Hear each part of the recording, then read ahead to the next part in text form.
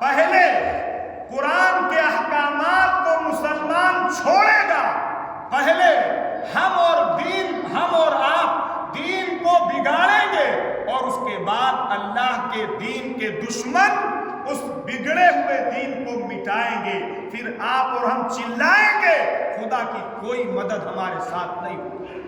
میں مثال دیتا ہوں، آپ مثال دیتا ہوں۔ قانون میراث سمجھتے ہیں، شریعت کا حکم ہے، لیکن ایک بڑا طبقہ ہمارا یہ ہے، اگر میں پوچھوں بتائیے آپ میراث کیا ہے تو اسے نہیں معلوم۔ میراث کا حکم کہ آپ کے ابا کے مر جانے کے بعد آپ کی پہلی ذمہ داری ہے اپنے ابا کے مال اور اسباب اور پراپرٹی اور جائیداد اور چیزوں میں آپ اپنی بہن کو شیئر اور حصہ دیں۔ یہ قرآن کا اعلان اور قرآن کا فیصلہ اور اللہ کی حد ہے۔ اگر میں پوچھوں تو 100 میں ایک آدمی ملنا مشکل ہو جائے گا جس نے اپنی بہن کو شرعی حق دیا۔ 800 سال تک اللہ کے اس حکم کو آپ پامال کرتے رہے، اللہ کے اس حکم کے ساتھ کھلواڑ کرتے رہے، اور یہ کہتے رہے کہ ابا یہ کہہ گئے تھے اور اماں یہ کہہ گئی تھی۔ آپ نے شریعت کے اس حکم کو پامال کیا، 8 اور 850 سال تک آپ نے اس پر عمل نہیں کیا۔ اب اگر گورنمنٹ کوئی قانون بناتی ہے تو آپ کو صاحب مرچی لگتی ہے، آپ پھر دین کی وفاداری دکھاتے ہیں۔ کون سا قانون ہے جس نے مسلمانوں کو کہا ہو کہ اذان کے بعد دکان نہ بند کرنا، مسجد نہ جانا؟ کون سا قانون؟ کون سا قانون ہے جس نے کہا ہو کہ تم کو اپنے نبی کے طریقے کے خلاف چلنا ہے اور اپنا چہرہ غیروں کے چہروں کی طرف بنانا ہے؟ کون سا قانون ہے؟ لیکن آج ہمیں یہ سمجھ میں نہیں آتا ہے، کل کو جب اسی داڑھی پر اسی ملک کے اندر پابندی لگائی جائے گی پھر ہم چلائیں گے، پھر خدا کی کوئی مدد آپ کے ساتھ۔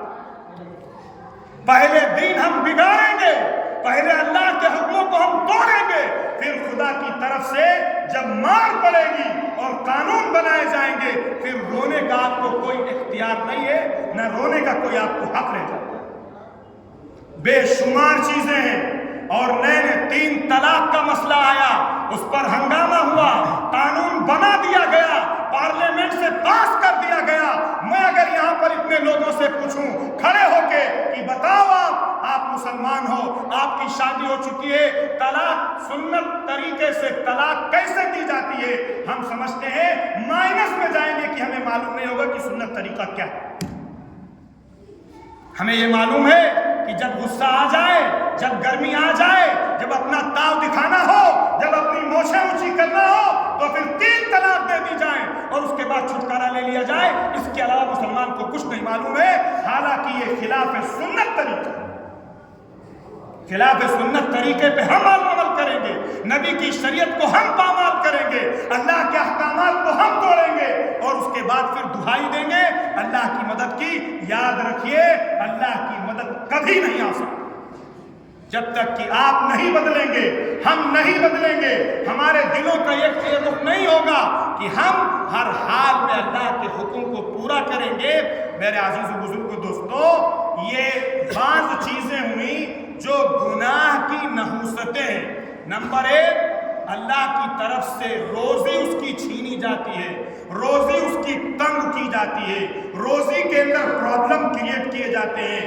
نمبر 2 پہ اللہ رب العزت اس کے دل میں وحشت ڈال دیتا ہے، تنگی ڈال دیتا ہے، ڈپریشن میں ڈال دیتا ہے، الجھنیں پیدا کر دیتا ہے، گناہ کی نحوست کی وجہ سے اور گناہ کے اثرات کی وجہ سے۔ اور نمبر 3 پہ اللہ تعالیٰ اس کی یادداشت میں کمی پیدا کرتا ہے، اس کی جو میمورائزنگ کیپیسٹی ہوگی اس کے اندر خدا ویکنس پیدا کرے گا، کمزوری پیدا کرے گا۔ یہ گناہ کا تیسرا بہت ہی بدترین قسم کی نوزت ہے۔ اور چوتھی چیز، اس کو نیک لوگوں سے، اچھے لوگوں سے وحشت ہوگی، ان کے ساتھ وہ رہنا پسند نہیں کرے گا۔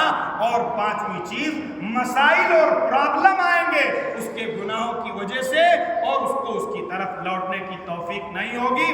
انشاءاللہ جو چیزیں رہ گئی ہیں وہ آگے بتائی جائیں گی، قبل اس کے کہ جو ہے وہ آپ